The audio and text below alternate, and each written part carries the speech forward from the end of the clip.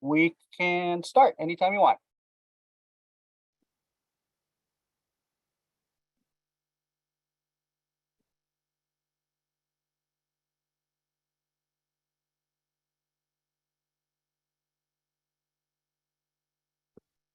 Go ahead, Linda. Good evening. My name is Linda Whitmore, and I'm a member of the West Contra Costa County League of Women Voters. And I'm also the chair of tonight's forum. I want to welcome the audience and welcome our candidates, the city council candidates, to tonight's forum. I'm excited that we have all 7 of the residents who are seeking our votes here tonight. Tonight's forum is on a webinar platform, which means that the attendees cannot be seen and they will be muted. We also will not have a chat or question or answer feature. All of the questions asked tonight have been submitted by our League of Women Voters. We have 3 sponsors for tonight's event: Zeta Phi Beta Sorority, Inc., Epsilon Phi Zeta Chapter, the National Association for the Advancement of Colored People, NAACP, and the League of Women Voters of West Contra Costa County. And with that, I am going to turn the Zoom over, our webinar, over to our moderator, Jeffrey Wright. Well, good evening to our viewers. It is certainly my pleasure, privilege, and opportunity to serve as your moderator for this forum this evening. We're going to have a forum this evening that's a little different. There are prepared questions for our city council candidates, and later in the program, we will have a round table, an open debate type forum with an opportunity for rebuttal by our council candidates. So that ought to offer us an opportunity to have a more in-depth view of the candidates, and it should be a bit more spirited. As for me, I'm a native son of Richmond. My family, grandparents, parents came here in the 1940s to take advantage of the wartime industry. So like many of you, have a long history here in Richmond, and I'm concerned about the issues, the challenges and opportunities that the community faces. So I too am eager to hear what the candidates will have to say.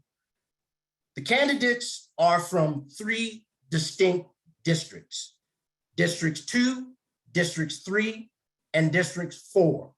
Now, for the benefit of those of you who might not be familiar with the districts, I'll give you a broad geographic spectrum so it's a little clearer for you what the areas are that they're representing.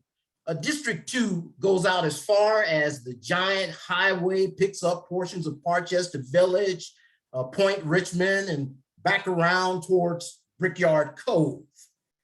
District 3 picks up South Richmond and the Iron Triangle. And again, I'm speaking in broad parameters just so you'll have an idea. District 4 picks up the Richmond Hills, what would be the Richmond El Sobrante Valley, and portions of Hilltop. Our District 2 candidates are Cesar Zepeda and Andrew Butt.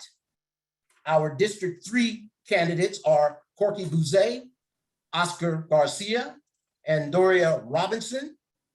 And our District 4 candidates are Soheila Bana and Jamin Pursell. So I'm going to start with District 2, and I am going to give the District 2 candidates an opportunity to present their 3-minute opening statement. And before they start, I just want to, again, remind our candidates that we want to have an orderly forum this evening. So let's be respectful. Let's stay focused on the issues, not on personalities, not on individuals, and not on groups, but let's stay focused on the issues, the challenges and opportunities that the city of Richmond has to face and deal with. So let's keep it nice and orderly, and let's keep our language appropriate. We don't need any colorful language tonight. So with that, I am going to ask that the spotlight be put on Andrew Butt for his 3-minute opening statement. Mr. Butt. You need to unmute, Mr. Butt. Okay, can you hear me now? Yes. Well, thank you, Jeffrey. First of all, I'd just like to acknowledge Mr. Wright for moderating this event and for Linda Whitmore for hosting it into the League of Women Voters. Very much appreciated, and thank you for the opportunity. So without further ado, my name is Andrew Butt. I'm running for District 2 City Council, and I'm born and raised in District 2. I reside in District 2 currently in Point Richmond, the area of District 2. It happens to be where the city started, in the oldest neighborhood in Richmond. And I'm raising my 2 kids here. I went to public schools in the area in District 2, and my kids also attended public schools in District 2. I have been around Richmond a long time. I was a planning commissioner for 8 years in Richmond. I was a planning commissioner for 4 years in El Cerrito. I was on the design review board for 3 years, and I've served in a number of nonprofit capacities. Currently, the president of 2 nonprofits, one for early childhood mental health and another for Point Richmond Music. So I have a 10-point plan to improve Richmond. I'll just go through it real quick. My first is safety and blight. I think this is the most important thing. I want Richmond to feel safe and look nice. This is probably the #1 priority for me and most of the people who I know who live in Richmond. Secondly is revenue and responsible development. These 2 things go hand in hand and cannot happen unless one is achieved. We need to entice good developers and businesses to want to come to Richmond and to implement the general plan with good and responsible projects and good and responsible businesses. The environment. I believe clean air, water, and preservation of access to open space is paramount. And I will carefully and thoughtfully navigate the sometimes conflicting viewpoints of business, industry, and development and the environment. I don't feel that these values and rights should ever be compromised, but I also don't think the approach taken by groups claiming to be environmentalists have been well informed or honestly articulated, specifically in regard to Point Melati and Zeneca projects. Recreation. I want there to be an abundance of recreation activities in Richmond, and I want to see those that are already here enhanced and invested in. This means parks, trails, aquatic facilities, community centers, sports leagues, interpretive hikes, boating, paddling, sailing, youth activity groups like scouting. Our kids and adults need to have an abundance of healthy recreational options, and we need to ensure that the city is doing everything it can to deliver and support this. Mental health. As president of the board of the oldest nonprofit in Contra, Costa County, dedicated exclusively to early childhood mental health, I know firsthand the extent and the need to address the most meaningful and impactful way possible. This means working with the county and other partners to come up with a comprehensive plan that doesn't allow folks to slip through the cracks. This is an issue that strikes all ages and demographics and requires an all hands on deck approach to tackle it. The need is incredibly great, and the current resources are extremely limited and strained. Homelessness. This is a crucial item. I've talked to a lot of people about this, including recently Mark DeSaulnier, folks at the county. It's a critical issue. Development of our downtown, our waterfront, transparency in local government, and education and improving schools and libraries. Thank you. Thank you, Mr. Butt. We will now hear from Mr. Zepeda. You have 3 minutes for your opening statement. The timer should be on the screen. Let's put the spotlight on Mr. Zepeda. Don't see the timer yet. But maybe I'll start. There we go. All right. First, thank you, League of Women Voters. Thank you for all the volunteers. I'm a little sad that you didn't ask me to do your flyer for this event, as I usually do your events. So thank you, though. Thank you for putting this together. My name is Cesar Zepeda, and I am looking to represent District 2. District 2 is one of the most diverse districts in Richmond, with 2 of the wealthiest areas and 2 of the poorest areas. And then with the majority of the big businesses, including Chevron, Amazon, Sims Metals, amongst others. As Jeff was saying, we incorporate Hilltop, Parkchester, North Richmond, Shield Reeds, Santa Fe, Point Richmond, and a sliver of the Marina Bay. I grew up here. I went to Helms Middle School, Richmond High School, Contra Costa Community College. Shortly after my family migrated here from to the US from Mexico. I grew up here most of my life. As a council member, I will work alongside with all the city council, regardless if I agree with them on all the issues or not. We need a city council that can work together.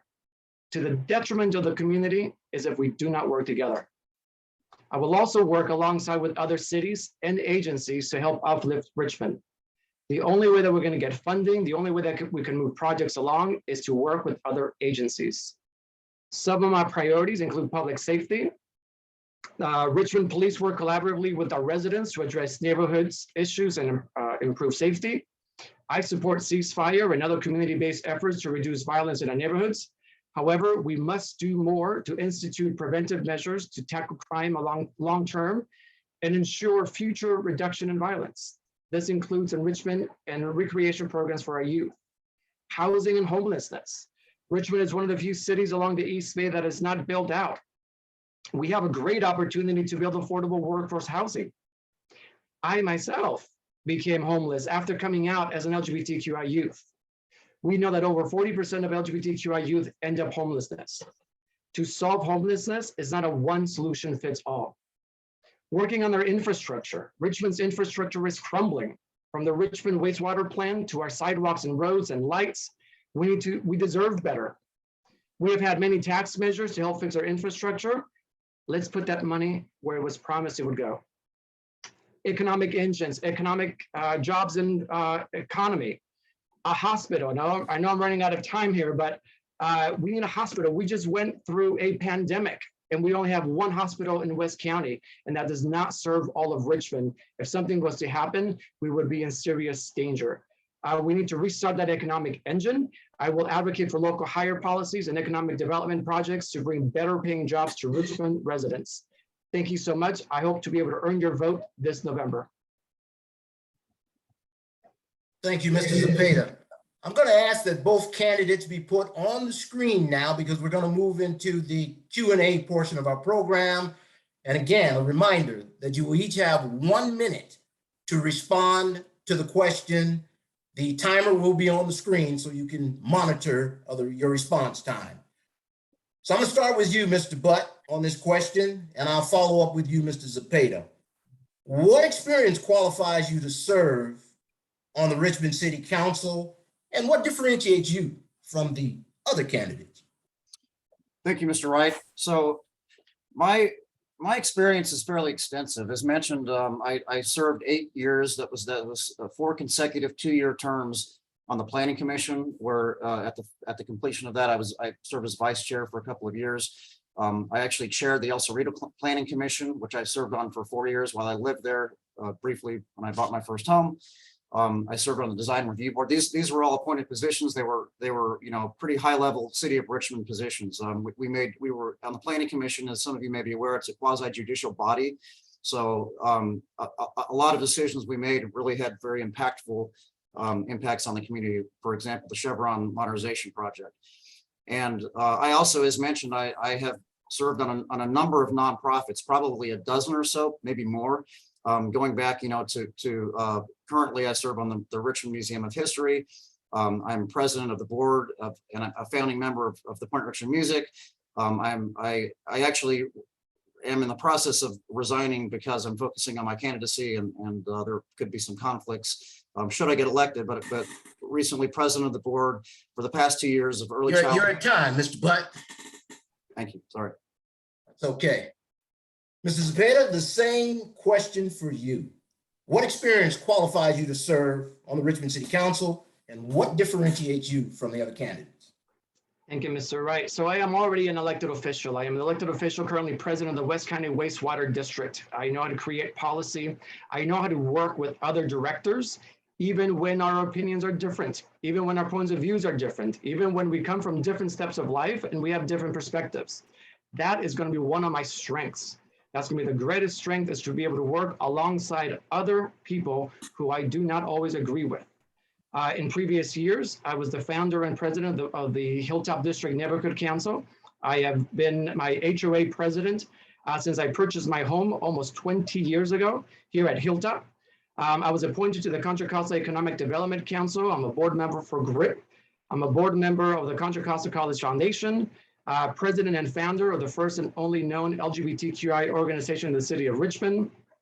I'm the chair for the Sierra Club. I've been on many other boards that I can't name them all because I'm running out of time, but I've been in the community. I've been helping, even when you don't see me, know that I have been there helping out. Thank you. All right, Mr. Zepeda, while you're still up, I'm going to start you off on question number 2. If elected, what are 3 goals you would like to complete by the end of your term, and how would you accomplish them? Thank you. So when elected, one of the goals I want to make sure that I do is work on the homeless issue, work on affordable housing, making sure one of the problems that I heard the most from people trying to come in to drive our economic engine is that we are short-staffed. We're not returning people's phone calls. Therefore, we are losing business. If we're losing revenue to the city of Richmond, we're not going to be able to build. We're not going to be able to have money to have services in the city of Richmond. So I want to be able to restart our economic engine. I want to make sure that we're fully staffed. I want to make sure that housing is a priority and that we are building out affordable housing for everyone, middle-class housing and all types of housing. I want to make sure that our public safety, very important, that we're fully staffed, that we're providing public safety for all. That includes lights, that includes sidewalks, that includes clean, safe streets, etc. Thank you. All right, Mr. Zepeda, same question for you, Mr. Butt. If elected, what are 3 goals you would like to complete by the end of your term, and how would you accomplish that? Thank you. So my first goal really is to focus on improving the image of Richmond. That means the safety and the cleanliness. So I'm talking about blight, I'm talking about public safety, I'm talking about police. So I would look to refund the police, at least to get their numbers up to a point. They've got 177 authorized positions. As mentioned, they've 96 currently. We need to get back up to full staffing. I would work with the city manager, with the chief of police, and look at how to get that done. Secondly, I would focus on development, specifically development of the downtown. I was on the Richmond Main Street board for a long time. As mentioned, I was a planning commissioner and I'm an architect. That's my area of expertise. And so I would bring in good developers with good projects and get revenue generating projects in the downtown. Thirdly, I would reassess Measure U. There was a big faux pas where they did zero outreach to businesses. That's a big problem. I think we need to go back to businesses, have that conversation, figure out a way to make it fair to all. Thank you, Mr. Butt. And while you're still on the screen, I'm going to start off question number 3 with you. What are the biggest fiscal challenges in Richmond? Name 2 things you would do to make improvement. So one problem is we don't have development happening here. And, you know, we've got a couple of big projects that have been stalled out. In some cases, while they're kind of at the finish line of their approval process. Point Melati is certainly one of them. Zeneca has also stalled out. Those are 2 good projects that I think you know, could be revenue generating, could be a real win-win for the whole community. And so I would look to get those back going and get them back on track and ensure that you know, that they're developed in a way that's positive for the people of Richmond. Hilltop is another one. And then secondly, you know, I would again look at reassessing Measure U. You know, it was poorly written, it was poorly rolled out. I think while it has generated some revenue, it more than anything else makes business want to leave the city and does not entice businesses to come to the city. So I think if we take a better look at that, we can both get businesses to stay, to grow, and to bring in new businesses. Thank you.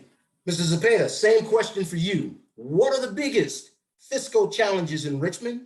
Name 2 things you would do to make improvement. Thank you, Mr. Wright. So the biggest thing that we can do right now is focusing on the Hilltop project. That is going to be the largest project in West County has ever seen. That is going to be able to help uplift not just our community, but our neighboring communities as well. That's going to give us the revenue. That's going to give us housing. That's going to give us opportunities. That's going to help people that live here feel like they have a place that they can shop at, a place where they can raise their kids, a place where they can continue living in Richmond. This is something that we need. This is going to uplift all of Richmond, not just Hilltop. We'll be able to prioritize money everywhere else. Working to make sure that our taxes are equitable, whether it be Measure U, whether it be any future tax. Are we being equitable across the board? Are we making sure that the big businesses are paying their fair share and small and medium businesses are paying equitably? We don't want to drive out business. We want to keep Richmond flowing with good businesses. Thank you. Thank you, Mr. Zepeda. And I'm going to follow up with a question for you, Mr. Zepeda. How will you rally the different groups in the community to get beyond the divisions of politics after the election is over, so we can be unified and moving forward for the benefit of everyone in Richmond. Thank you, Mr. Wright. So we have the great privilege of having a neighborhood council in every corner of District 2. What I would do is bring in all the neighborhood councils and stakeholders all around Richmond and in our district to make sure that we can work together. Now, you might notice there that I said around Richmond. I will be elected to District 2, but I will be representing all of Richmond. So it is important that while we are looking at the issues in District 2, that people outside of District 2 can also opine, because that is the only way that we're going to be able to move forward together, bringing them to the table. I want to be able to bring people from the left, from the right, from the middle, from north, from south, being able to listen to them. They're not going to have to agree, but to be able to create good policy is to be able to bring people to the table, listening to everyone. Again, not necessarily agreeing, but listening and making sure that we get all sides. Thank you. Same question for you, Mr. Butt. How will you rally the different groups in the community to get beyond the divisions of politics after the election is over, so that we can be unified, moving together for the benefit of everyone in Richmond? Mr. Butt. So I think I would harness the reality that I do believe exists, which is that we all really are passionate about Richmond, and that in the end, you know, we all have common goals of wanting this to be a place that's healthy, that's successful, that's nurturing, you know, for everybody, right? And so I think we focus on those goals. You know, maybe we do some out of the box things. I think one thing that I've seen be very successful is things like the music event, the concert that we throw here in Point Richmond, is bring everyone to the table, make it something fun, you know, and then you know, we can talk about these issues of which we're all passionate. But again, I think in the end, you know, we all want the same thing. We want a successful city. We want people to thrive. We want the people who live and work here to thrive. I honestly believe, and I think if we focus on that and not the negativity, we can get together and we can accomplish some seriously positive things here in Richmond. Thank you, Mr. Butt. I want to thank you, gentlemen, running for City Council District 2. So that concludes the question and answer portion for the District 2 candidates, but stay tuned. They will be participating later on in our roundtable debate forum. So I'm now going to call up our District 3 candidates,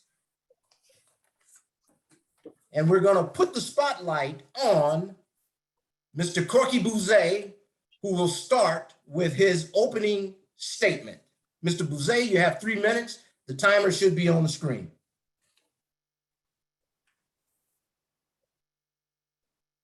You need to unmute, Mr. Boozé. Unmute. I should know better. Okay, I want to start off with this statement. For the very first time, district elections will give this community the opportunity to receive the benefits that other neighborhoods have enjoyed the luxury of. I have a reputation for standing up for the South Side.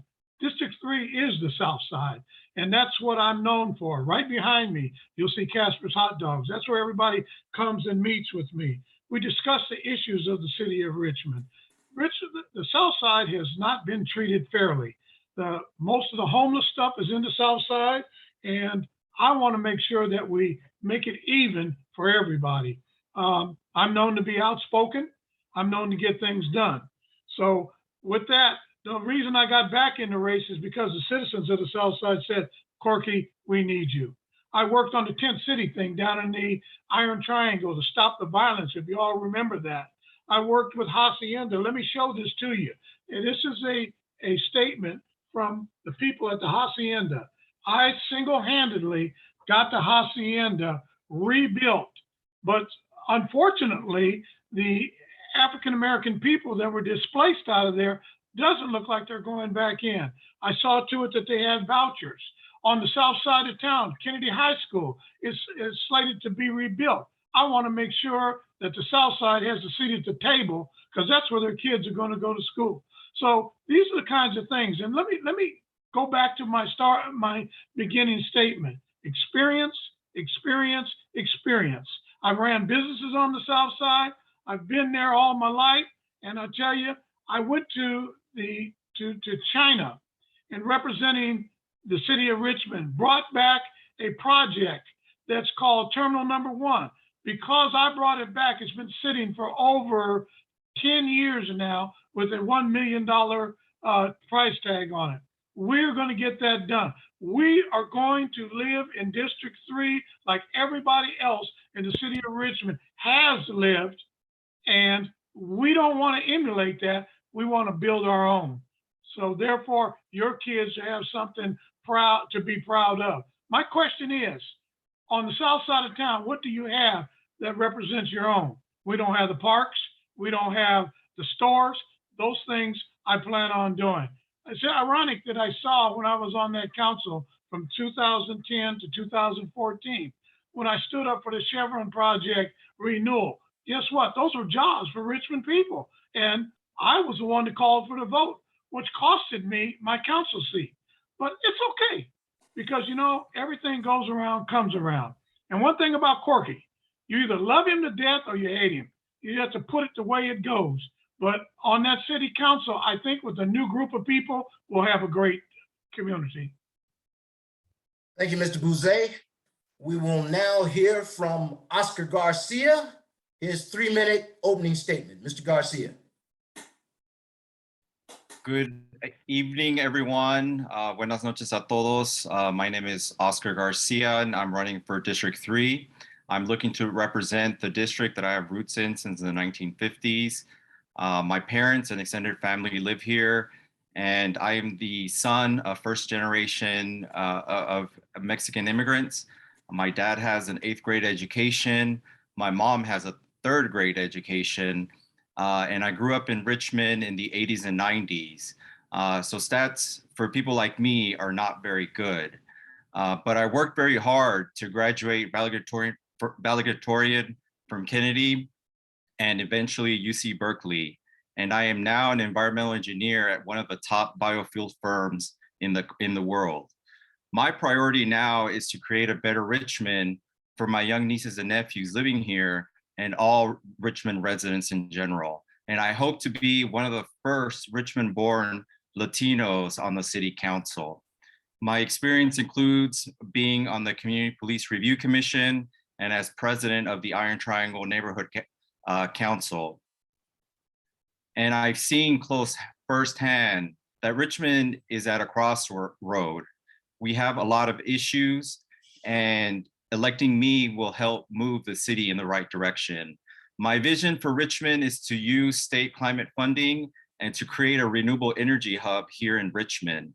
My plan is also to invest in our community, to clean up our streets, to prioritize public safety, and to address homelessness in a humane manner.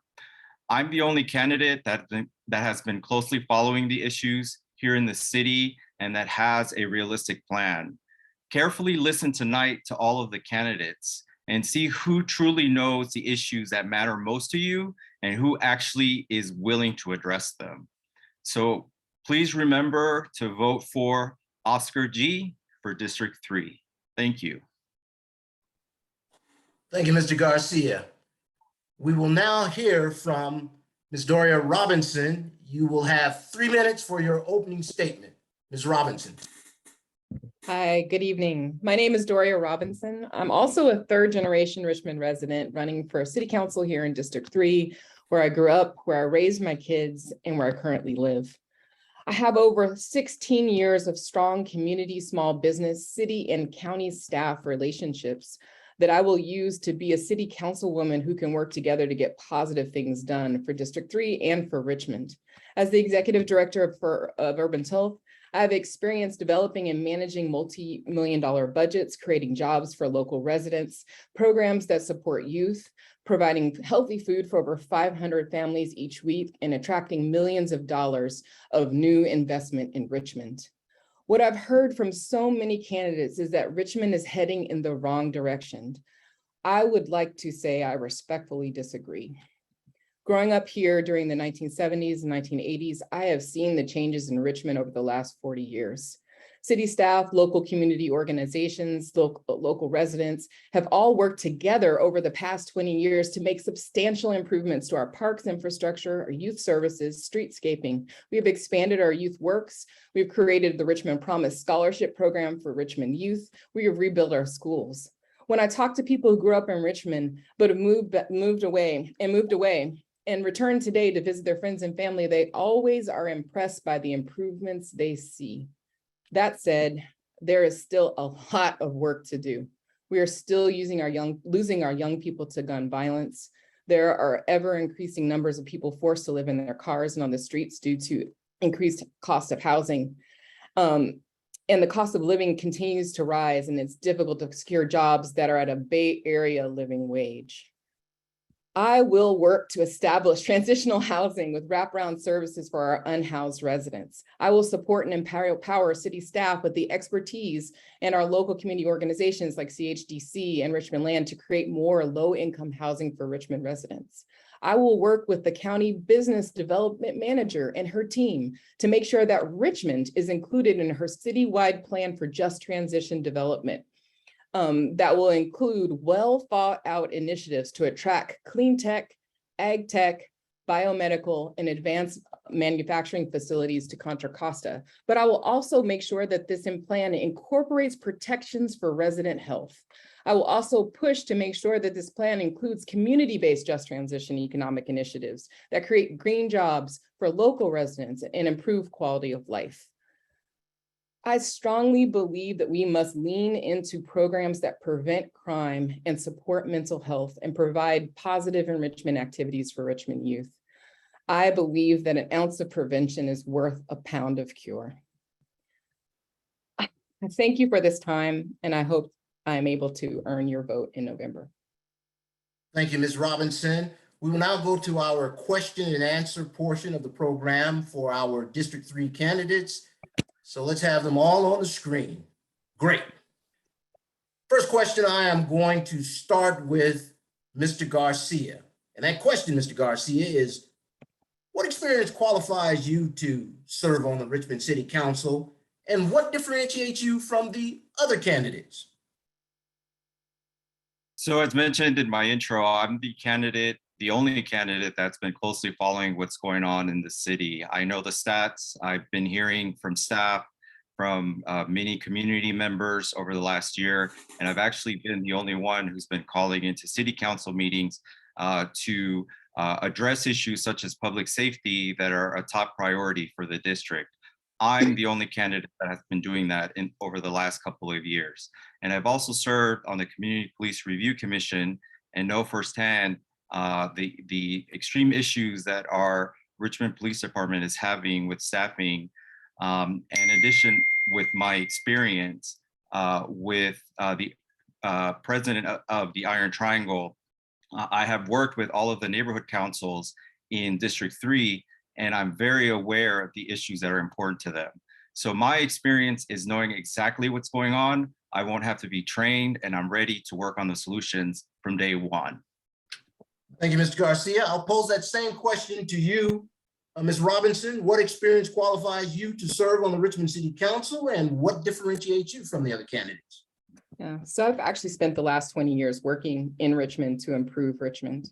I've been creating programs that actually feed people, that actually employ people, not talk about employing people, but actually employ people. I've created training programs so that people can actually have a career and not just a job. I've actually improved our streets. I actually created an anti-dumping program on the Richmond Greenway that now we have regular monthly free dumpster days. I haven't just talked about improving, I've actually done the improvements over the last 20 years. I have the experience of actually running a large organization. I know what it means to balance a budget, and I know what it means when you have to lay off people, or when you think you have to lay off people because you haven't balanced your budget correctly. I know that pain. I know what it means to have the responsibility of people's households on your shoulders, and making sure that we're doing things properly and managing our household correctly, managing our city. I can bring that experience to Richmond to make positive change. Thank you, Ms. Robinson. Mr. Boozé, I pose that same question to you. What experience qualifies you to serve on the Richmond City Council, and what differentiates you from the other candidates? Well, I'm the only person here with experience. Let me go down the line. I was a former city council person. I was a vice mayor. I was a representative for the city of Richmond on international setting in China and Japan. I worked on the tent city. I was with Lily Mae Jones when they put the first foot on the greenway that Mrs. Robinson was just talking about. I have put together the African-American community to come to the Richmond City Council. They used to call it Corky's Army, but you know what? It's representative of your community. I've been on Parks and Recreation. If you go into a restroom in any one of our parks in any part of the city, Corky Boozé put those in when he was on Parks and Recreation. I have been on the police review board to hire Police Chief Chris Magnus. I'm the one that brought him here. If you look on the back of a police car and you see the statement on the back, the community, guess what? I wrote that for you. I put it there. Thank you for your response, Mr. Boozé. Going to move on to a question pertaining to homelessness. And this question, I'm going to start with you, Ms. Robinson. What is your opinion on the city's approach to address the homeless crisis? Is there anything you would do differently? I mean, I think our current approach is not an approach at all. We're not actually addressing it. We're moving it around the city. When we get, when there's enough complaints, we move people from one location to another so that the people who are complaining in the last location no longer complain. We don't actually help people out of homelessness. And I think that is the key problem. We need to change our policy so that we actually put in place a plan to transition people out of homelessness. That means establishing more emergency housing. That means establishing transitional housing with wraparound services to address drug addiction, to address mental illness, to actually step people back into society, back into jobs, working with them like a coach to get their lives back on track and really working with them where they are. If someone is in a mental health crisis or has mental health issues, they might not be able to hold jobs and be in that position. We need to understand where they are and help them from where they are. We also need to establish more low-income housing so that people can sustain themselves with the kind of jobs that are available long-term. Thank you, Ms. Robinson. Mr. Boozé, Sir. I'm going to pose that same question to you. Homeless, go ahead. I'm sorry. I'll read the question so you be sure you get it all. What is your opinion on the city's approach to address the homeless crisis? Is there anything you would do differently? Well, I think that what we need to do is we need to start putting the money in the Jeffrey Wright place. Because if you don't put the money in the right place, you don't get any action. Berkeley's been closed down. Excuse me. Oakland's been closed down. San Francisco. So basically, homeless people are migrating where they can go. And I think that we have to be able to understand what the problem is to be able to deal with it. I think that we need a better representation from the county. I think Supervisor Joya is holding his land back and holding the money back that he's getting. For instance, at the Marriott up at Hilltop, we lost a ton of money for that, but we could have put homeless people there for good. They had them there for a short period of time, they left. Hacienda, which I just told you that I worked with them rebuilding, that's getting ready to come available for housing for some homeless people once they qualify. So once again, we got to make all the stakeholders play their part in making sure that we address homelessness. Thank you, Mr. Boozé. Mr. Garcia, what is your opinion of the city's approach to address the homeless crisis? Is there anything you would do differently? Yeah, I think what we've seen over the last couple months and years actually is that the city is not an expert in addressing homelessness. And we need to bring in those experts mainly at the county and state level. The county has a lot of money under Measure X to be able to address and provide the housing or that sort of deposit for an apartment. And so does the state currently as it tries to address the statewide homelessness issue. But more importantly, it's a regional issue.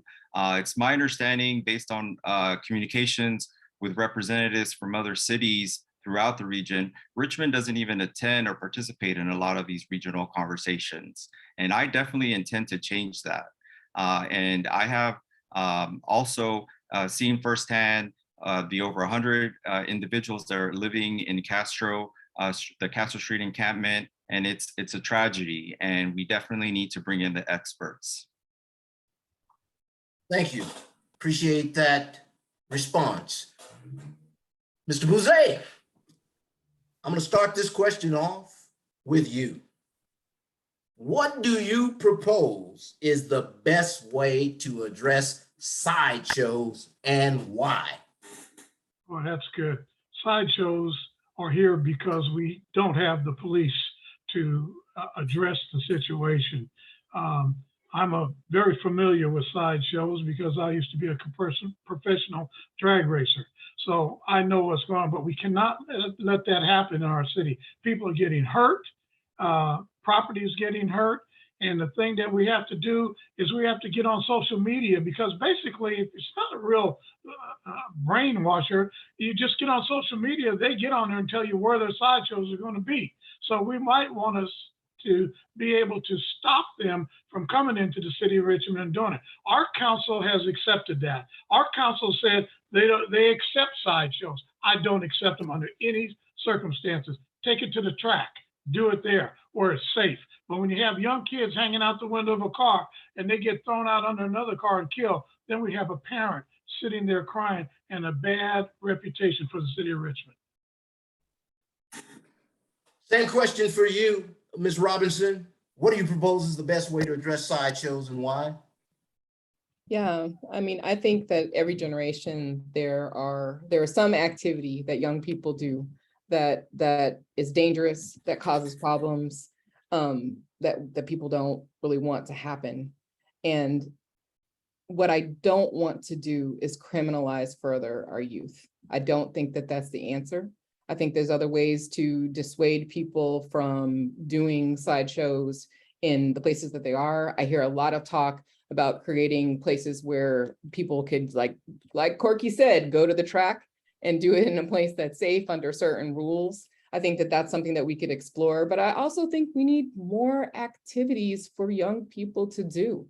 There's nothing to do in Richmond, you know? There's nothing to do at night. I think that we could actually invest in creating an entertainment district that has nighttime activities where people can come and hang out and get to know each other and have a social life, not just kids, but young adults, people with young kids. You go to Temescal, you go to different areas and you see people, you know, living their full lives. And we need to actually offer those things here in Richmond as well. Thank you, Ms. Robinson. Same question for you, Mr. Garcia. What do you propose is the best way to address sideshows and why? So as being part of the Community Police Review Commission, I've learned that a lot of the youngsters that are doing the sideshows are not even from the from Richmond, and in many cases, not even from the Bay Area. And what happens is they drive around in the Bay Area trying to find that one city where there isn't any enforcement. Guess what? That city happens to be more and more here in Richmond. And that's why we have a lot of these youngsters coming in from as far as the Central Valley doing the sideshows here. And because we aren't able to usher them on, you know, to continue on moving on to other cities. It's similar to the homelessness issue, is we don't have a plan to help these people move on or not come here in the first place. And I also find it troubling that there's proposals of doing a safe sideshow. There's no such thing. I've also been to sideshows. There's no such thing. And that's a huge liability. And I don't think we should do that here in the city of Richmond. All right, thank you for your response. In fairness, I'm going to ask you all this fourth question too. We're getting kind of tight on time in this portion of the program, but I'll make it up on the roundtable end of the program. So I'm going to ask each of you this last question.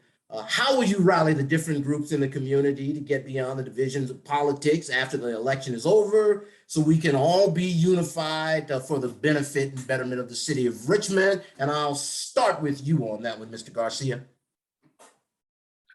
So I have the benefit of already having working relationships with various stakeholders throughout the city. I don't come with the baggage of just having a certain given set of friends or people that I've known to only hang out with. I hang out with people with all sectors of the city, and I have contacts that can help build more bridges as needed. And one of my biggest benefit or what I bring to the table is I'm a true listener. As over the years have developed, like I said, relationships with folks at all levels within the city. And that has helped me have really informed, a really informed outlook on the city. Like as today, I'm showing that today, I have a lot of this data and information because I listen more than I talk. And I intend to bring that to the table to bring everyone together, to listen to the issues that matter to people on all sides of the table and really start addressing them once and for all. Thank you, Mr. Garcia. Ms. Robinson, same question for you. How will you rally the different groups in the community to get beyond the divisions of politics after the election is over so we can be united in moving forward for the benefit of all of Richmond? Ms. Robinson. I think one of the most powerful things that can bring people together is to focus on collectively solving the problems that we face. Making sure that we create opportunities for everyone to have a role in the solution, inviting everybody to the table. If I was going to address public safety, I would bring together all the preventative folks, that folks are working on preventative measures, as well as talk to the police and have them at the table too. It's a collective answer. It's an answer that answers the problem that we're working on. And if everyone has a role in the solution, then everyone feels like their voice is uplifted and that they have a role to play in positive things. I think that is one of the most powerful things to bring people together as a community, is to build something together. When we collectively built Unity Park, we brought together 17 different organizations, 58 different people to design and build a park. We did not all get along. We did not all understand each other clearly, but by the end we had a beautiful park and now we're stronger for it. Thank you for your response. Mr. Boozé, same question for you. How will you rally the different groups in the community to get beyond the division of politics after the election is over so we can be united in moving forward for the benefit of all of Richmond? Mr. Boozé, you have 1 minute. Thank you. In reference to the Iron Triangle homicides in the tent city, we were able to bring the people together to reduce that. That would be the same thing I'm doing it as a council person. I've done it before and I'll do it again. I do want to publicly say it's been a pleasure to work with the two candidates that are working against me, because we can sit down and be able to have a legitimate conversation without anything getting out of hand. How would I do that? Again, as Doria said, bring everybody to the table, sit down, work it out, find out what your problem is. But first thing I got to do, I've got to take care of District 3. That South Side has been underrepresented. And when you see the South Side come up, guess what? Other people will want to join. And we get parks and restaurants and things. You know, I go back to the days of Lily Mae Jones. I can't change that. You know, the lady brought people together and I was right at her side. Thank you. Thank you. I want to thank our District 3 candidates for participating in this portion of the program, the question and answer. They have an opportunity to speak forward during our roundtable session. But now we are going to bring forth our District 4 candidates, Soheila Bana and Jamin Pursell, and we are going to start with Ms. Bana and give her 3 minutes to come forward with her opening statement. So let's get Ms. Bana on the screen for her 3-minute opening statement. Ms. Bana, you have the floor. Thank you to League of Women Voters and 3 other minutes, please. others. Thank you. Okay. Go. Yeah, my name is Soheila Bana. I've lived in Richmond for 25 years with my husband and raised 2 children who live on their own now. I have a PhD in electrical engineering and computer sciences from Cal. I have worked as an engineer for 30 years in academia, industry, startups, established companies in Silicon Valley, and I have served you for 2 decades at the state of California, working for safer highways at Caltrans. I've been representing you at the county and city levels, including Recs and Parks Commission, Community Advisory Fire Commission, County Bicycle and Pedestrian Advisory Committee, and more. But I felt I had to take one step further to address the needs of my community. So I started organizing the community to find its voice and be heard by the elected officials and authorities.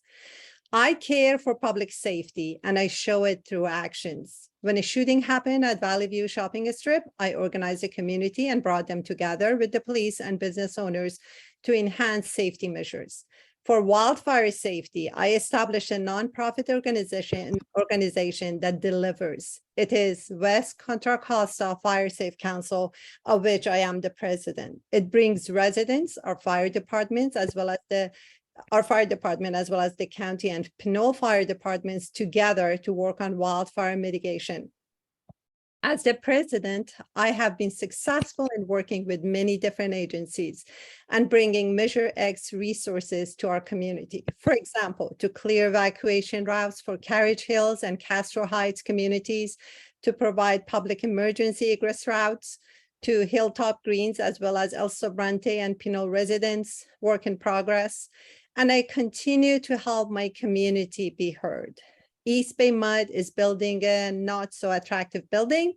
I've organized a public forum to let them hear residents' concerns. West Contra Costa Unified School District is not doing a great job. I'm inviting the superintendent to hear parents' issues and concerns.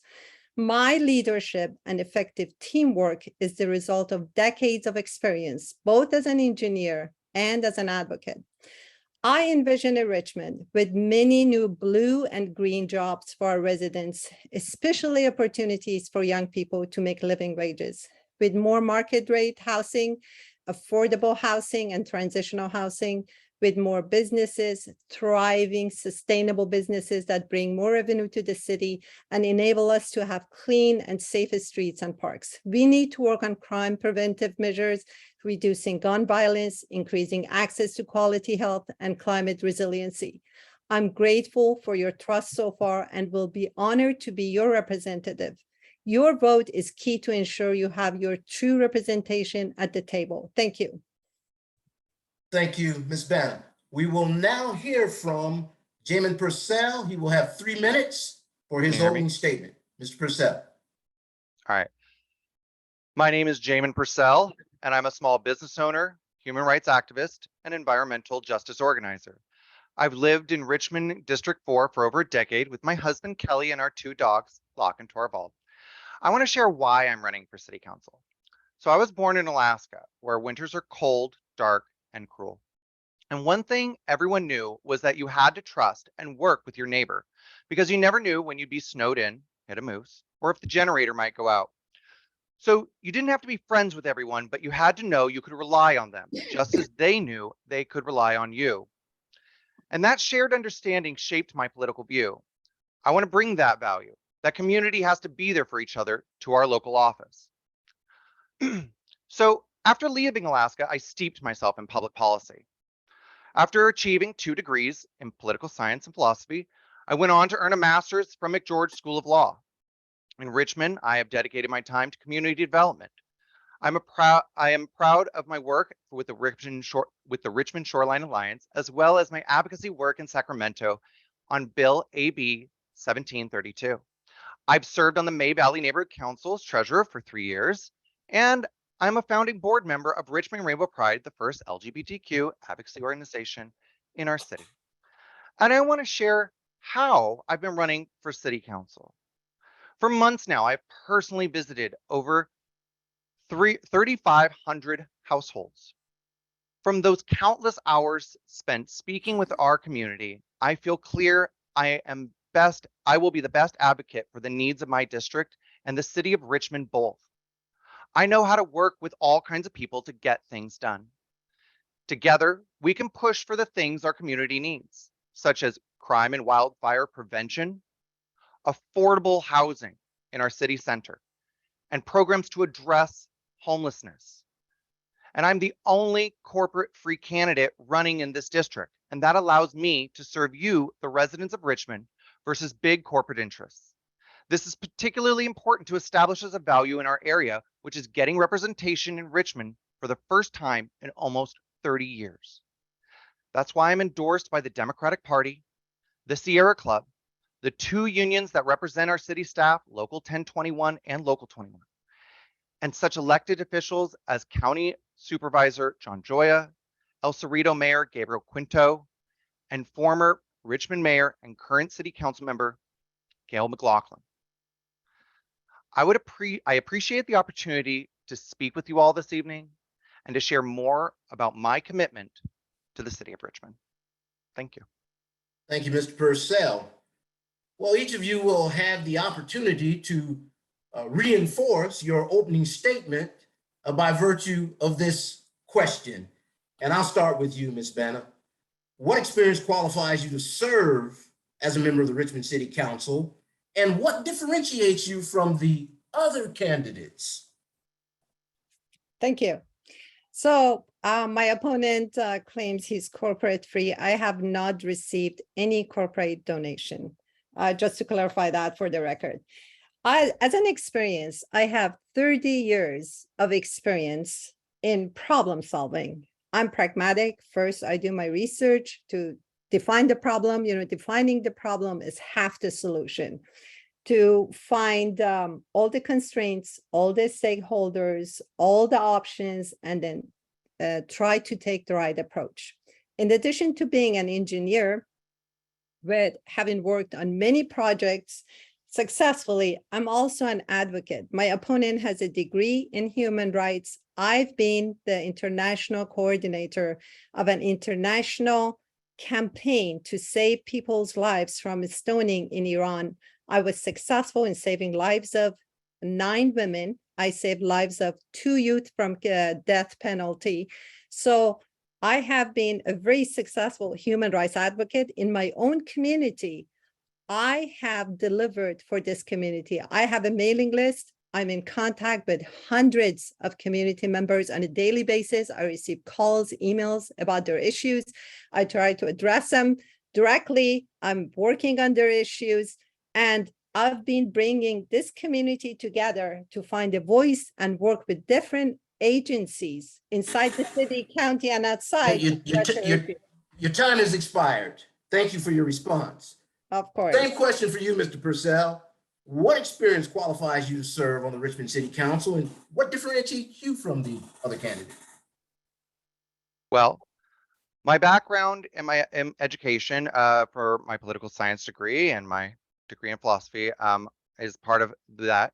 I would say my master's in law, where I was working at the state capitol. I was working with an advocacy group called Equality California, where we were advocating for various different bills regarding human rights. So we had a number of days where we had to go and meet with representatives and be able to try and convince them whether of the validity of expansion of human rights. So I feel like that has led to my ability to be able to speak to people across the aisle and to be able to advocate for a position that is trying to be helpful to a larger group of people, even if it doesn't necessarily personally benefit me. As well, having been active within the politics of Richmond for 8 years, I have a great sense of the way that the city functions, whether it's because of my being May Valley or whether it's been in City Hall. Thank you. Thank you for your response. So here is a district-specific question coming for the two of you, and I'll start with you, Mr. Pursell, on this one. In 2021, Prologis purchased the Hilltop Mall site. What do you think should be developed there, and why? Well, I'm glad you asked, because I have been attending all of those Prologis meetings, and not only have they been giving what they want from the development, but they've also been really good about listening to what the community is asking for. So what I would like to see is what the community has been asking for, which is something that is going to be a mix of small businesses, restaurants, an open area. They've made the comparison to what's it called? Emeryville. And I think that that would be a beautiful, bring beautiful life to the area where we have been having a void of where we could go shopping, where somebody can go to be able to spend some time sipping coffee or whatever. But as well, they've also been very open to the idea of having mixed use and affordable housing as part of that. I'm not sure how they're going to accomplish it, but I do know that they are actively listening. And I know that if we have the community's voice at the table, it's going to be something that the city of Richmond will be very proud of. Thank you for your response. Ms. Bana, same question for you. 2021, Prologis purchase, the Hilltop Mall. What do you think should be developed there and why? Thank you. So it's great that the city's trying to find out what people want and hopefully reconcile it with what Prologis wants. Prologis has its own specific goal. It needs to make money out of the project, and we hope they do. And people want, housing, retail, a nice rooftop for concerts, community building, and everything. And we hope it all can come together. We don't want Prologis to put it for sale and leave and not come into an agreement with the city. We want a win-win-win situation for the city, residents, and Prologis. In addition, as the director of Citizens for Greener Communities, along with the president of the organization, we invited Prologis representative to take a look at the community and explore a possible green trail between Hilltop area, where Prologis property is, and this part of District 4. So we can connect the communities together, and long-term, we can connect them through a green trail to Bay Trail. So it's very important, community building within Hilltop and also connecting communities. So from other areas, neighbors can go to Hilltop for shopping, entertainment, and other things. Thank you. And since you're on the floor, Ms. Bana, I'm going to follow up the next question with you. How do you plan on improving the image of the city of Richmond? One of the first things I would like to do is bring in somebody, when somebody buys shopping center or mall or something, they hire someone to bring businesses in or retailers in. That's what the city needs to do. We need to do it twofold. One, attracting and inviting businesses to the city. We do need more businesses to generate more revenue. And the second thing is with all the $370 billion that Biden's administration is giving the public for the next 10 years on clean energy, pollution reduction, congestion reduction, and everything, we can bring a part of that to Richmond. We need to collaborate with other local governments, with county, with the state, and reach out to our congressional representatives and make sure Richmond gets its own share of the big pie. Thank you. Same question for you, Mr. Pursell. How do you plan on improving the image of the city of Richmond? Well, I think there's many ways to do that. One would be actually through increasing city staff so we can address a number of the issues that we have around our city that have not been addressed. Things like illegal dumping, overgrowth abatement, improving our response times on things to be able to make sure that we're actually addressing the issues that citizens care about. People talk and it carries. That said, I think that as well, we need to be building a greater shared image of the culture of Richmond. When I first moved here, I remember there was a billboard that said the most Rosie the Riveter museums in the world. That sort of promotion was about a little bit of light humor, but it was also about making you proud of the place where you were and the place where you could go and visit. And it made it more inviting because it was trying to tell people that we are a place to visit and we have something to give. And I think that we need to do that in a new way with by looking at either Point Melody when that is developed, or perhaps the new mall when that is developed. Thank you for your response. And I'm going to start this next question with you. This will be the last question in this part of the program. How will you rally the different groups in the community to get beyond the division of politics after the election is over so we can be unified in moving the city forward for the benefit of all of the residents of Richmond?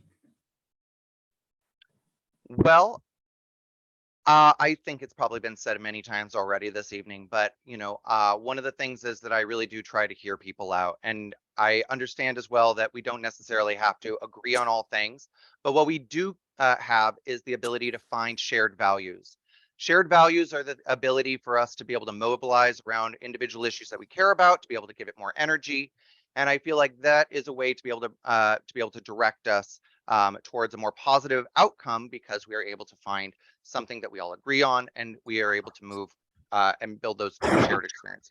But I think as well, like I want to speak to the point that I really have been trying to, as I've been knocking on all these doors, knock on every single door. I didn't just knock on the people who were supposedly going to vote for me. I knocked on the doors of every single person, because I wanted to hear what every person's perspective of my district was. And I feel like that's really important, is that sometimes you just have to hear people out, and you just have to let them be heard. Thank you. Same question for you, Ms. Bana. How will you rally the different groups in the community to get beyond the divisions of politics after the election is over, so we can be united in moving the city forward for the benefit of everyone in Richmond? I'm glad you're asking. As a resident, I have worked with Supervisor Joya, Tom Butt, Gail McLaughlin, Douglas Johnson, our fire department, crime prevention department, our public works, Pinole City Manager, Pinole Fire Department, Con Fire, East Bay Regional Parks, East Bay Mud, Cal Fire. I even reached out to Congressman John Garamendi and invited him to hear our community. I'm in close contact with our residents, all the neighborhood council presidents, residents of both Richmond, District 4, outside District 4, El Sobrante, even Pinole and Hercules by community group is expanding. So you can imagine that as a city council member, I definitely will work with more people, and I have delivered so far, and I will continue to deliver even more for the community. Thank you. I want to commend both of you for participating in this part of the program and being concise with your responses. At this time, I'm going to ask that all of our candidates be put on the screen, and we're going to go into a really quick roundtable session. And I'm going to start off with what I consider to be somewhat of a hot question. So what I'm going to do is I'm going to put the question out there. The first person who latches on to the question, I'll give them the opportunity to have the floor. If others want to chime in on it, put your hand up and I'll bring you into the conversation and the dialogue. It's been brought up a few times tonight, but it's not been expounded upon. So now is the opportunity to quickly weigh in on it. And it has to do with Point Mulati. It's been a source of controversy for decades. So my question to you is, what do you think the resolution is for Point Mulati? What should happen there, and how can we actually bring something to fruition that is consistent with what the federal government required when they deeded that property to the city of Richmond? Who wants to jump on? We got Andrew Butt on that. Mr. Butt. Thank you, sir. I'd be happy to answer that. I thought a lot about that. Obviously, Point Mulati is a real passion for me. I go out there a lot. I take my kids out there. I take my dogs out there. As a planning commissioner, I voted to approve the project out there. But we made sure that it was a good project, and I think it was and is. I think as many of you may well know or may not know, that land was given by the federal government, by Ron Dellum specifically, to be a revenue generating project for the city of Richmond. So it was a gift with this caveat that it was going to be, this ongoing revenue generator for the city. And I think it should be, I think it could be. I think if we can get that back on track, and maybe people need to come back to the table, and maybe there are elements that can be reconsidered, like could it be done in a way that you could have a mix of housing for middle and low income? Could it be done in a way where the parks are better designed or better allocated? I think that may be possible, but I think in the end, it can and should be a revenue generator for the city. We can have a park, we can have a restored historic village, we can have a revenue producing project there, whether it's housing or whether it's some other element. that can really be a win-win for everybody. And I think it's unfortunate that there has been an effort successful so far to basically halt that project to look at something very different, which is a park that would not be revenue generating at all. It might be a nice park, but taxpayers pay to upkeep parks. And I think we could have the park, and we can basically have our cake and eat it too. And I think we should be able to do that. And I would certainly support moving that forward, as I did as a planning commissioner. Okay. Would your hand up? Okay, Mr. Pursell and then Mr. Boozé, because I think Mr. Pursell was. Oh, actually, Mr. Boozé was first, and I want to be. Mr. Boozé, you go. Sorry. So in fairness, I'll give it to Mr. Purcell and come behind him. Okay. Mr. Pursell. All right. Well, what we should be turning Point Melodia into is a gemstone park. We already have money that has been given by Gavin Newsom through Nancy Skinner's office to be able to help turn that into a gemstone park, just like Tilden Park, just like some of the other great parks that we have here in California.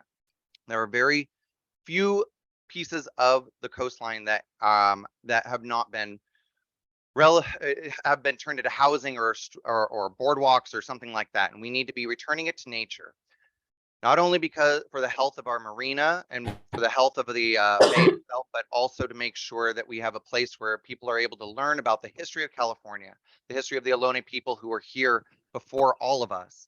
And I really do think that it will be a revenue generator. Every dollar that is spent on a park gives $4 back to the community, whether that be through increase of housing prices, whether that brings it through the attraction that the park itself brings, and then as well be through the businesses that support around it. So I really do think it is worthwhile as a park. Okay, we're gonna go with Mr. Boozé, then we're gonna go with Mr. Garcia, and then Mr. Zepeda. And let's be concise because the clock is winding down. Mr. Boozé. Thank you, sir. Let me tell you about Point Melodia. That is a win-win-win situation. You can have the beach, you can have the open space. We definitely need to redo Winehaven building. We definitely have to do the building.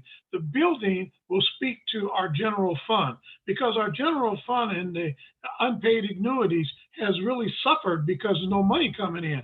When you do $1 million homes there, we will generate a lot of funds for our general fund for the city of Richmond.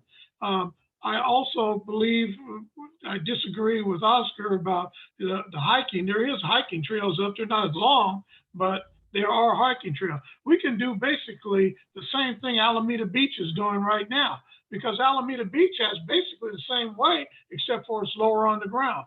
I would love to take those old houses out there and rehab those and do them as bed and breakfasts where the city could generate funds. And then most of all, with the development, we get the infrastructure. We get the sewer, we get the water, we get the police, and we get the fire. And I'll back off for somebody else. Thank you, Mr. Boozé. So I'm gonna go with Mr. Garcia, Mr. Zepeda, and then we're gonna close out with Ms. Robinson. I've got 8:13 right now, so if I can wrap this up in the next 3-4 minutes, that would be helpful, because we're gonna have to wind down to your closing statements. So Mr. Garcia, you go, followed by Mr. Zepeda, and closed out with Ms. Robinson. Yes, so I want to advocate for District 3 as part of this conversation related to Point Melodia. Not sure if folks are aware, but these tens of millions of dollars that are being used to save or buy the park were actually taken from funds that the city was hoping to use in areas such as District 3 that are in existing need and have a lot of programs that are currently not funded. And that, to me, is an unequitable way of making decisions here in the city of Richmond. Does protecting Point Melodia as a park matter more than protecting and giving services to the residents of District 3? I don't think so. I think that there needs to be conversations that look at and protect all residents of Richmond, especially those in District 3, especially in the South Side, where these monies were taken from. Thank you. Mr. Zepeda. Thank you, Mr. Wright. Mr. Wright, you said it best. This has been going on for centuries. for many, many years. Let's stop it. It's already done. It's a done deal. I don't know why we're continuing talking about it. Once the governor came in and gave us all that money, this project is done. Let the city of Richmond focus on the next big project that's going to be able to bring the economic development that we need today. Point Mulati is a dream in the clouds that may never happen. It could be another century of battles, of lawsuits, of the city of Richmond fighting. We have to stop that. Let's focus our energy and our money and our time to Hilltop. That's where the money is going to come in from. That's the development. Those are the jobs. Those are the jobs tomorrow. Those are the development today. That's the funds that we need. We need to be able to prioritize and build where we can, where the battle to do it is going to be less hard, less difficult than fighting this uphill battle with Point Mulati that's been going on forever. So thank you. Ms. Robinson. Yeah, so I agree with Cesar. It's time to move on. I feel like we need to leave the shoreline to what it is. But I think when I'm listening to everybody, I feel like we're missing a really key point.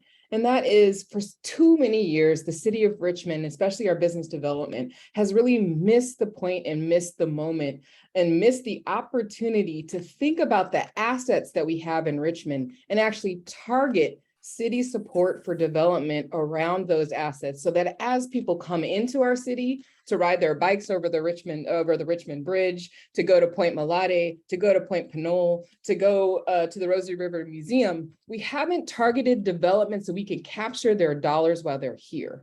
We haven't targeted development to support the local entrepreneurs and businesses who could actually create institutions around that where people would come to our city and leave their cash. We haven't targeted development to create that nighttime activity that so many residents have talked to me about as I'm knocking on doors that they crave and that they go to Berkeley and Oakland and San Francisco to get. I feel like that's where we need to be focusing our attention on these opportunities and the assets that we have, and we need to be targeting development around those opportunities so we can bring in and capture dollars. I feel like that is a huge missing opportunity and we should be focusing there. Thank you all for your input during this part of our program this evening. Going to now move to the 1 minute closing statements. 1 minute closing statements, and for simplicity and order in my own mind, I'm just going to go in alphabetical order. So we're going to start with you, Ms. Bana, your 1 minute closing statement. As a community advocate, I have proven that I work for you at District 4 and gained results. To elect your city council member, please consider experience, proven record of leadership, teamwork, public service, and accessibility. And above all, who will be your voice? Supervisor Joya recently said that I've been pushing him for establishing a Creekside Community Park. And I told him this was my job to push him. I am proud of urging authorities to work for my community. I mobilized the community to prevent cuts to the fire department and was successful. That is why firefighters are endorsing me. Public safety is important to us. It is important to residents and to businesses. We need to bring in more businesses to generate more revenue and avoid bankruptcy. I would never undermine emergency responders. Vote for me. I have been working hard for your public safety. Thank you. Thank you. Mr. Boozé. Thank you very much. Let me start this off with District 3 lives matter. They have never had the opportunity to have a council person that could deal directly with that district. I have a known history of fighting for my people. I stand up for them. And I think the Black and brown community is being underserved in District 3. And so I'm asking you to please vote for me, put me back on the council. First of all, go back and look at what I did on the council. Maybe there was a little controversy, but guess what? We got things done. The hacienda, a bunch of streets being repaired. I did not let them put us in second place. We'll never be in second place. Let me say it again. District 3 lives matter. And we are going to make sure that it does. Whether I'm on the council or off the council, I'm going to continue doing what I've done for the last 30 years, and that's represent all the people on the South Side. And now that I'll be their council person, I will continue to do that. Vote for Corky Boozé. Thank you. Thank you. Mr. Butt. Thank you. So I think Richmond has a ton of potential.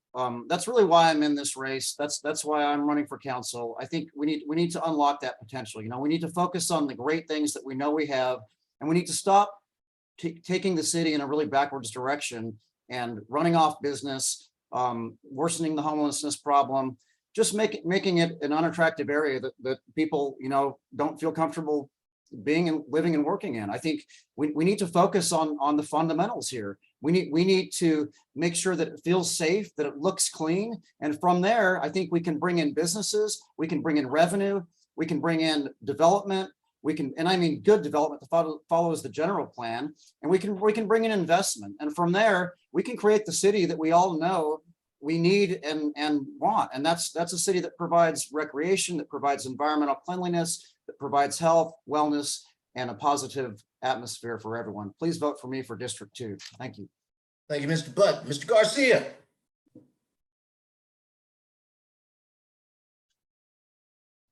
Sorry You about need to that. unmute. False alarm, false part.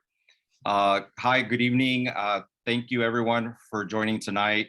I'm the candidate who has been active and monitoring and reaching out to all voters here in the district to understand what the issues are. My campaign is truly grassroots. I've been door knocking. I've knocked at over 1,200 doors already here in the district, and I've heard you loud and clear that public safety and keeping our streets clean is a top priority for you.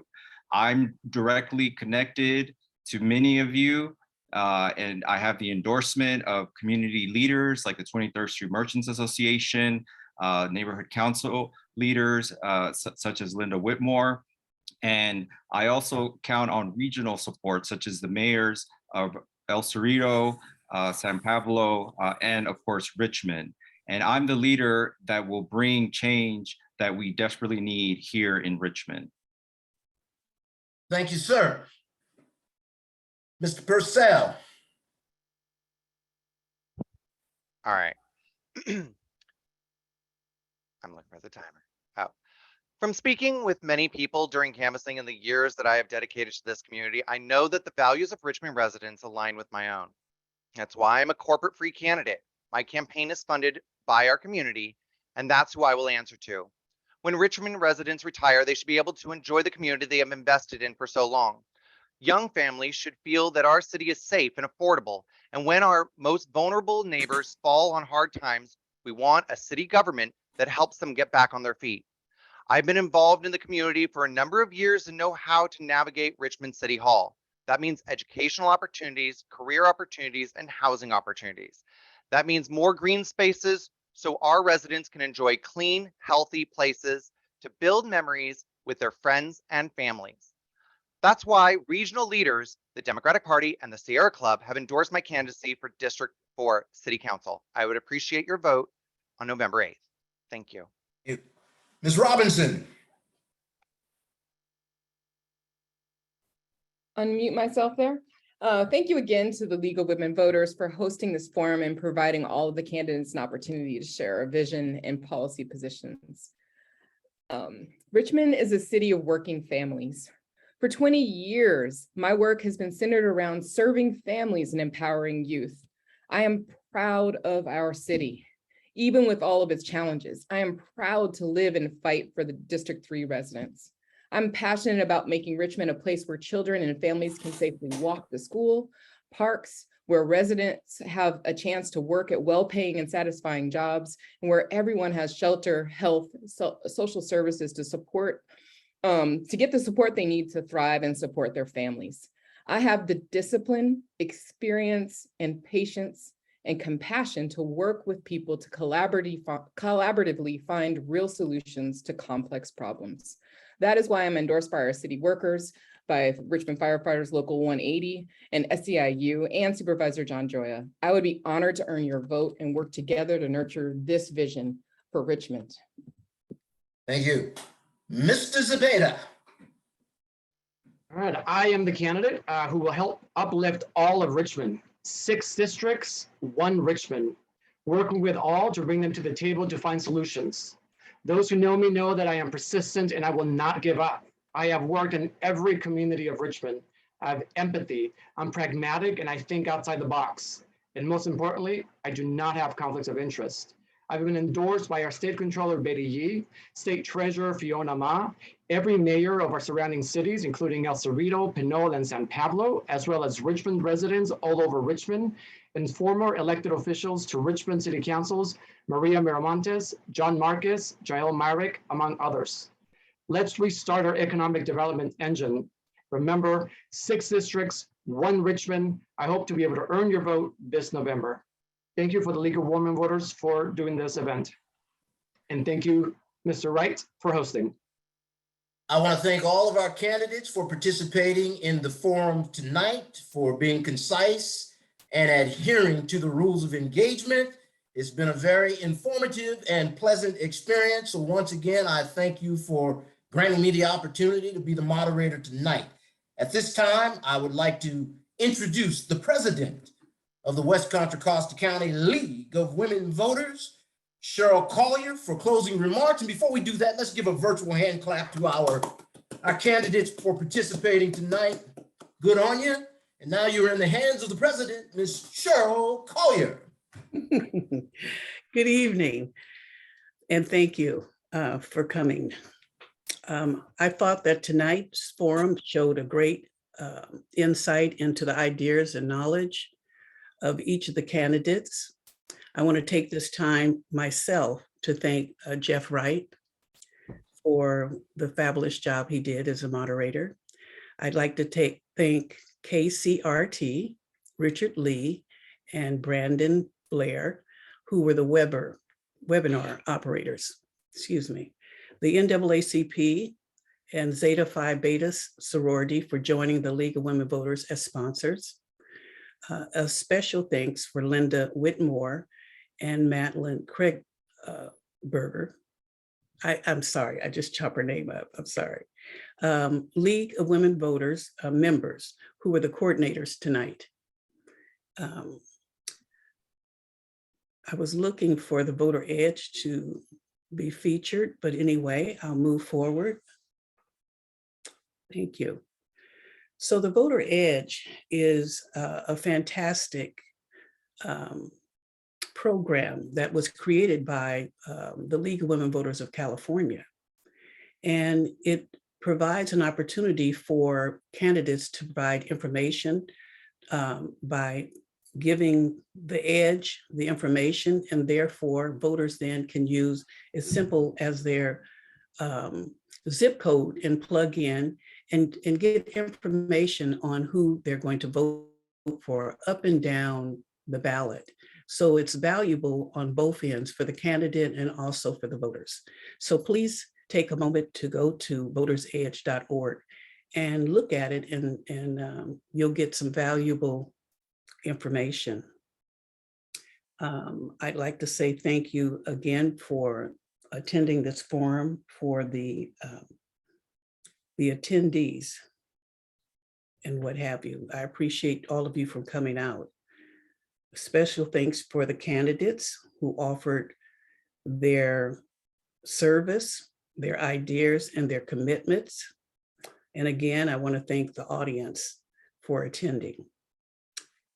You can revisit tonight's forum on KCRT Channel 28 and the League of Women Voters website and on Facebook.